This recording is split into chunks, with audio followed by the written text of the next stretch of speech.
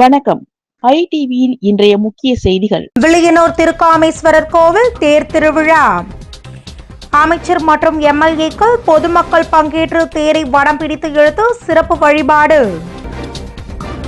புதுச்சேரி கல்வித்துறையை சீரழிக்கும் ஆளும் என்ஆர் காங்கிரஸ் பாஜக கூட்டணி அரசுக்கு கண்டனம்.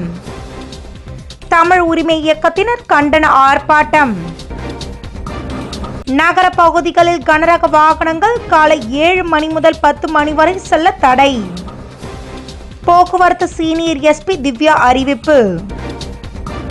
புதுச்சேரி வில்லியனூர் அருள்மிகு கோகிலாம்பிகை உடனுறை திருக்காமேஸ்வரர் திருக்கோவில் ஆடிப்புற தேர் திருவிழாவானது கடந்த 5ஆம் தேதி கொடியேற்றத்துடன் தொடங்கியது. அதனைத் தொடர்ந்து நாள்தோறும் காலை இரவு என இரு வேளைகளிலும் அம்மன் வீதி உலாவானது நடைபெற்றது. இவ்விழாவின் முக்கிய நிகழ்வான ஆடிப்பூர தேர் திருவிழாவானது இன்று காலை நடைபெற்றுள்ளது. இதில் சுவாமிக்கு சிறப்பு அலங்காரம் மற்றும் பூஜைகள் செய்யப்பட்டு திருத்தேரில் வைக்கப்பட்டு தீபாராதனை காண்பிக்கப்பட்டது. இதில் சிறப்பு விருந்தினராக அமைச்சர் நமச்சிவாயம், சட்டமன்ற உறுப்பினர்கள் ரவிக்குமார், கார்த்திகேயன் ஆகியோர் கலந்து கொண்டு தேரை வடம் பிடித்து இழுத்து துவக்கி வைத்தனர். இதில் ஏராளமான பக்தர்கள் கலந்து கொண்டு தேரை வடம் பிடித்து இழுத்து சுவாமி தரிசனம் செய்துள்ளனர். மேலும் தேர் திருவிழாவிற்கான அனைத்து ஏற்பாடுகளையும் இந்து சமய ஆணையர் குமரன், கோவில் நிர்வாக அலுவலர் ஆகியோர் சிறப்பாக செய்திருந்தனர். புதுச்சேரியில் பள்ளிக்கல்வி முதல் உயர்கல்வி வரை என கல்வித்துறை முழுவதும் சீரழிந்து வருவதாக குற்றம் சாட்டி ஆளும் என்ஆர் காங்கிரஸ் பாஜக கூட்டணி அரசை கண்டித்து தமிழ் உரிமை இயக்கம் சார்பில் கண்டன ஆர்ப்பாட்டமானது நடைபெற்றது. அதனைத் தொடர்ந்து புதுச்சேரி பழைய பேருந்து நிலையம் அருகே அண்ணாசிலை பகுதியில் நடைபெற்ற ஆர்ப்பாட்டத்திற்கு இயக்கத்தின் தலைவர் சு பாவானன் தலைமை தாங்கினார். இதில் நூற்றுக்கணக்கான பல்வேறு அமைப்புகளை சேர்ந்தவர்கள் பங்கேற்று அரசுக்கு எதிராக கண்டன முழக்கங்களை எழுப்பியுள்ளனர். அரசு கல்லூரி துணை பேராசிரியர்களுக்கு கடந்த 15 ஆண்டுகளாக வழங்கப்படாமல் உள்ள பதவி உயர்வை உடனடியாக வழங்க வேண்டும், பதவி உயர்வு தொடர்பாக அரசு வெளியிட்டுள்ள அரசாணையை திரும்ப பெற வேண்டும் என வலியுறுத்தியுள்ளனர். மேலும் புதிய கல்விக் கொள்கையை கைவிட வேண்டும், அரசு பள்ளிகளில் தமிழ் மொழியை பயிற்று மொழியாக்க வேண்டும், புதுச்சேரிக்கென தனி கல்வி வாரியம் அமைக்க வேண்டும், அரசு பள்ளி மாணவர்களுக்கு உயர்கல்வி மற்றும் அரசு வேலைவாய்ப்புகளில் முன்னுரிமை வழங்க வேண்டும் உள்ளிட்ட கோரிக்கைகளை வலியுறுத்தி கோஷங்கள் எழுப்பப்பட்டது. மேலும் உடனடியாக அரசு நடவடிக்கை எடுக்கவில்லை என்றால் மாநிலம் ஸ்தம்பிக்கும் வழியில் மாபெரும் போராட்டம் நடைபெறும் எனவும் அரசுக்கு எச்சரிக்கை விடுத்துள்ளனர். எதிர்கால தொழில்நுட்பம் மற்றும் ஒத்துழைப்பு குறித்து ஐஐடி மெட்ராஸில் முக்கிய சந்திப்பானது நடைபெற்றது. இதில் லட்சிய ஜனநாயக கட்சியின் தலைவர் மற்றும் புதுச்சேரி காமராஜர் நகர் தொகுதியின் சட்டமன்ற உறுப்பினருமான திரு ஜோஸ் சார்லஸ் மார்டின் அவர்கள் இன்று ஐஐடி மெட்ராஸ் சென்று அதன் இயக்குனர் பேராசிரியர் வி காமகோடி அவர்களை சந்தித்துள்ளார். இந்த சந்திப்பில் எதிர்கால தொழில்நுட்ப வளர்ச்சிகள், செயற்கை நுண்ணறிவு AI, புதுமையான தொழில்நுட்பங்கள் மற்றும் சமூக முன்னேற்றத்திற்கான தொழில்நுட்ப ஒத்துழைப்புகள் குறித்து விரிவான கலந்துரையாடலானது நடைபெற்றது. மேலும் ஐஐடி மெட்ராஸ் ஹெரிடேஜ் சென்டர் துறையை சேர்ந்த திருமதி மம்தா அவர்களும் இந்த சந்திப்பில் கலந்து கொண்டு கலந்துரையாடலில் பங்கேற்றுள்ளார். மேலும் மாணவர்கள் மற்றும் இளைஞர்களின் திறன் மேம்பாடு, தொழில்நுட்ப கல்வி, புதுமை மற்றும் எதிர்கால வேலை வாய்ப்புகளுக்கான வாய்ப்புகளை உருவாக்குவது குறித்தும் ஆலோசிக்கப்பட்டுள்ளது. அதனைத் தொடர்ந்து தொழில்நுட்பத்தின் மூலம் புதிய மாற்றம், இளைஞர்களின் எதிர்காலத்திற்கான புதிய வாய்ப்புகள் குறித்தும் ஆலோசிக்கப்பட்டுள்ளது. புதுச்சேரி காமராஜ் நகர் தொகுதியில் முதியோர்களுக்கு வீடு தேடி மருத்துவ திட்டம் குறித்த அறிமுக ஆலோசனை கூட்டமானது நடைபெற்றது. இதனைத் தொடர்ந்து லட்சிய ஜனநாயக கட்சியின் தலைவரும் காமராஜ் நகர் தொகுதியின் சட்டமன்ற உறுப்பினருமான ஜோஸ் சார்லஸ் மார்டின் அறிவுறுத்தலின்படி தொகுதியில் உள்ள முதியோர்களுக்கு வீடு தேடி மருத்துவ சேவை வழங்கும் திட்டமானது தொடங்கப்பட்டுள்ளது. ஹெல்பேஜ் இந்தியா அமைப்புடன் இணைந்து செயல்படுத்தப்படும் இந்த திட்டத்தை அறிமுகப்படுத்தும் வகையில் காமராஜ் நகர் தொகுதியை சேர்ந்த வார்டு மற்றும் பூத் தலைவர்கள் பங்கேற்ற கலந்தாய்வு கூட்டமானது நடைபெற்றது.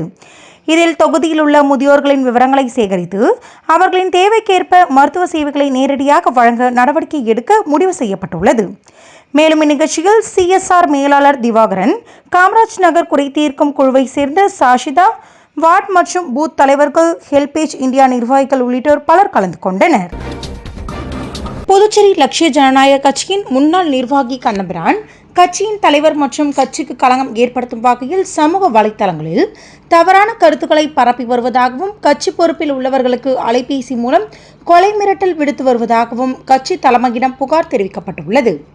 இதன் அடிப்படையில் லட்சிய ஜனநாயக கட்சியின் தலைவரும் காமராஜ் நகர் தொகுதியின் சட்டமன்ற உறுப்பினருமான ஜோஸ் சார்லஸ் மார்டின் சார்பில் கண்ணபிரான் மீது உரிய நடவடிக்கை எடுக்க கோரி லட்சிய ஜனநாயக கட்சியின் பொதுச் செயலாளர் வழக்கறிஞர் பிரபாகரன் மற்றும் வழக்கறிஞர் அணி தலைவர் ராஜபிரகாஷ் ஆகியோர் புதுச்சேரி முதுநிலை காவல் கண்காணிப்பாளர் அலுவலகத்திலும் பெரியகடை காவல் நிலையத்திலும் புகார் மனு அளித்துள்ளனர். இதனைத் தொடர்ந்து புகார் மனுவை பெற்றுக்கொண்ட காவல்துறையினர் புகாரில் குறிப்பிடப்பட்டுள்ள குற்றச்சாட்டுகள் குறித்து விசாரணை நடத்தி கண்ணபிரான் மீது உரிய நடவடிக்கை எடுக்கப்படும் என உறுதியளித்ததாக கட்சி நிர்வாகிகள் தெரிவித்துள்ளனர். புதுச்சேரி தட்டாஞ்சாவடி தொகுதிக்குட்பட்ட பல்வேறு பகுதிகளில் கனமழை மற்றும் பலத்த காற்றின் காரணமாக மரங்கள் சாய்ந்து விழுந்ததில் மின்கம்பங்கள் மற்றும் மின் வயர்கள் சேதமடைந்துள்ளன. இதனால் அப்பகுதி பொதுமக்கள் மின்சார விநியோகத்தால் பாதிப்புகளை எதிர்கொண்டுள்ளனர். இதுகுறித்து தகவல் அறிந்த மக்கள் சேவகர் அசோக் ஆனந்தன் மாண்புமிகு முதலமைச்சர் ரங்கசாமி அவர்களின் அறிவுறுத்தலின்படி சம்பந்தப்பட்ட மின்துறை அதிகாரிகளை உடனடியாக தொடர்பு கொண்டு சேதமடைந்த மின்கம்பங்களை அகற்றி புதிய மின்கம்பங்கள் அமைக்கும் பணிகளை துரிதப்படுத்த நடவடிக்கை மேற்கொண்டுள்ளார். இதனைத் தொடர்ந்து அசோக் ஆனந்தன் முன்னிலையில் மின்துறை அதிகாரிகள் மற்றும் ஊழியர்கள் சம்பவ இடங்களுக்கு நேரில் சென்று சேதமடைந்த மின்கம்பங்கள் மற்றும் மின்வயர்களை ஆய்வு செய்துள்ளனர்.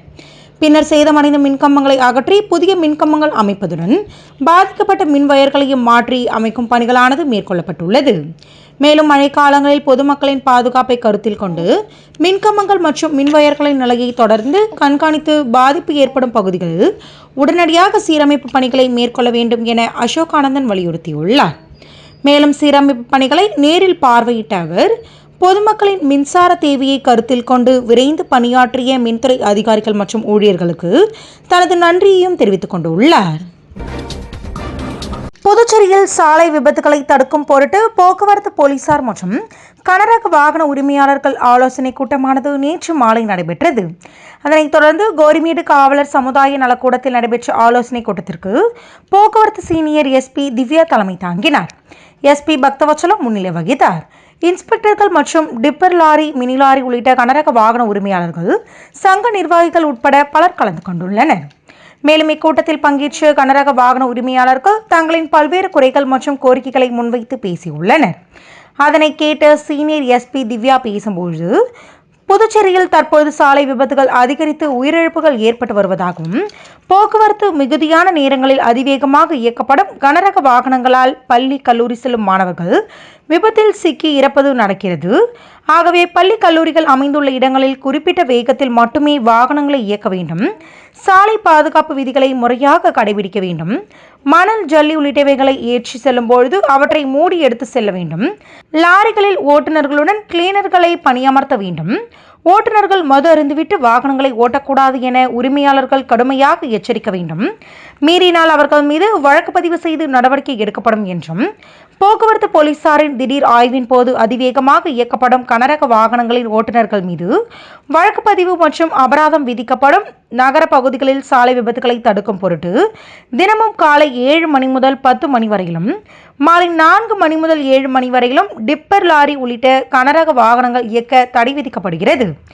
அதனை மீறி கனரக வாகனங்கள் இயக்கப்பட்டால் சட்ட நடவடிக்கை எடுக்கப்படும் எனவும் அவர் தெரிவித்துள்ளார்.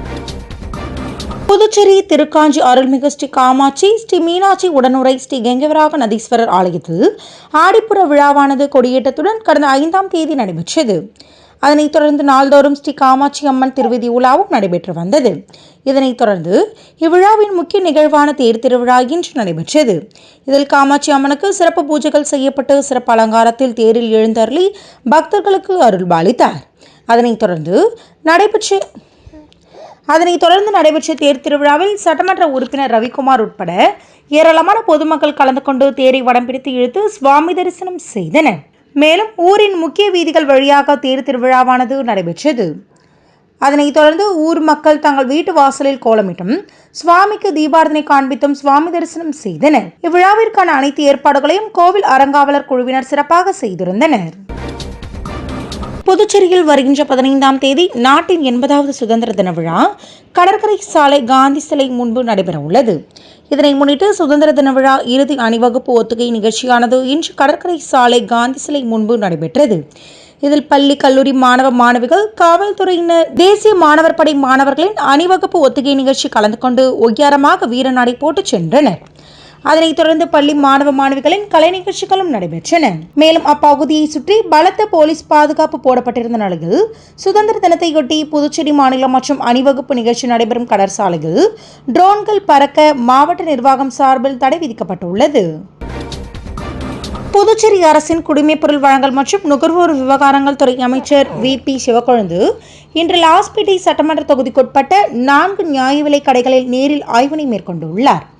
இவ்வாய்வின் போது நியாய விலைக் கடைகளில் உள்ள மொத்த குடும்ப அட்டைகளின் எண்ணிக்கை, ரெட் கார்டு மற்றும் மஞ்சள் அட்டைகளின் எண்ணிக்கை, அரிசி உள்ளிட்ட அத்தியாவசிய பொருட்களின் இருப்பு, இம்மாதத்தில் இதுவரை மேற்கொள்ளப்பட்ட விநியோகம், மீதமுள்ள இருப்பு மற்றும் பொதுமக்களுக்கு வழங்கப்படும் பொருட்களின் அளவு மற்றும் இலவச அரிசி மற்றும் கோதுமையின் தரம் ஆகியவை குறித்து அமைச்சர் ஆய்வு செய்தார். மேலும் குடும்ப அட்டைதாரர்கள் பொருட்களை பெறுவதில் ஏதேனும் சிரமம் உள்ளதா மற்றும் கைரேகை பதிவு தொடர்பான பிரச்சனைகள் உள்ளனவா, பொருட்கள் சரியான நேரத்தில் கிடைக்கின்றனவா, பொதுமக்களிடம் இருந்து ஏதேனும் புகார்கள் உள்ளனவா என்பதையும் அமைச்சர் நேரடியாக கேட்டறிந்தார். மேலும் நியாய விலைக் கடை விற்பனையாளர்கள் மற்றும் ஊழியர்கள் எதிர்கொள்ளும் நடைமுறை பிரச்சனைகள் குறித்தும் அமைச்சர் கேட்டறிந்து பொதுமக்களுக்கு தடையின்றி உரிய அளவு மற்றும் தரத்துடன் அத்தியாவசிய பொருட்கள் கிடைப்பதை உறுதி செய்ய வேண்டும் என அறிவுறுத்தியுள்ளார்.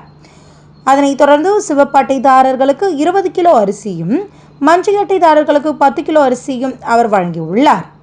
ஆய்வின் போது சப்தகிரி அறக்கட்டளை பொறுப்பாளர் ரமேஷ்குமார், குடிமைப்பொருள் வழங்கல் துறை வட்டாட்சியர் சரவணன், நியாய விலைக்கடை சங்க நிர்வாகி இயக்குனர் வேல்முருகன் மற்றும் லாஸ்பேட்டை தொகுதியின் முக்கிய பிரமுகர்கள் பலர் உடனிருந்தனர்.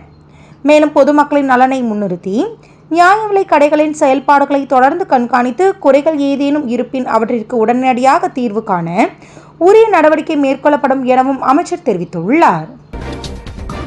புதுச்சேரி மூலகுளம் டாக்டர் எம்ஜிஆர் நகரில் அமைந்துள்ள பெட்ரி செமினார் CBSE பள்ளியில் இந்தியாவின் 80வது சுதந்திர தின கொண்டாட்டம் மற்றும் மாணவர்களின் பிரம்மாண்ட உலக சாதனை முயற்சியானது இன்று காலை தொடங்கியுள்ளது. இந்நிகழ்வின் சிறப்பம்சமாக பள்ளி மாணவர்கள் இன்டர்நேஷனல் புக் ஆஃப் ரெக்கார்ட்ஸ் அமைப்பில் இடம் பிடிக்கும் நோக்கில் பல்வேறு வியக்கத்தக்க உலக சாதனை முயற்சிகளில் ஈடுபட்டுள்ளனர்.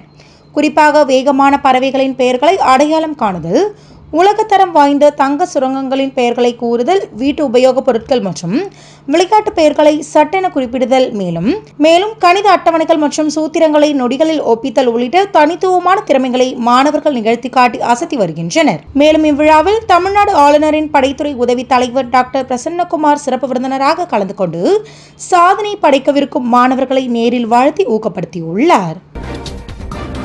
புதுச்சேரி தவளக்குப்பம் அடுத்த நல்லவாடு மீனவ கிராமத்தில் தனியார் நிறுவன ஊழியர் விஜயேந்திரன் என்பவரது வீட்டில் 30 பவுண்ட் நகைகள் மற்றும் 1.50 லட்சம் ரூபாய் பணம் திருடப்பட்டுள்ளது. அதனைத் தொடர்ந்து குடும்பத்தினர் கோவில் திருவிழாவிற்கு சென்றிருந்த நேரத்தில் வீட்டிற்குள் புகுந்த மர்ம நபர் நகை பணத்தை திருடிச் சென்றதாக புகார் அளிக்கப்பட்டுள்ளது. மேலும் போலீசார் தீவிர விசாரணை நடத்தி விஜயேந்திரனுக்கு நண்பராக பழகி வந்த நபரை கைது செய்துள்ளனர். அவரிடமிருந்து 30 பவுண்ட் நகைகள் மற்றும் 1 லட்சம் பணமானது மீட்கப்பட்டுள்ளது. மேலும் திருட்டு சம்பவம் தொடர்பாக போலீசார் தொடர்ந்து விசாரணை மேற்கொண்டு வருகின்றனர்.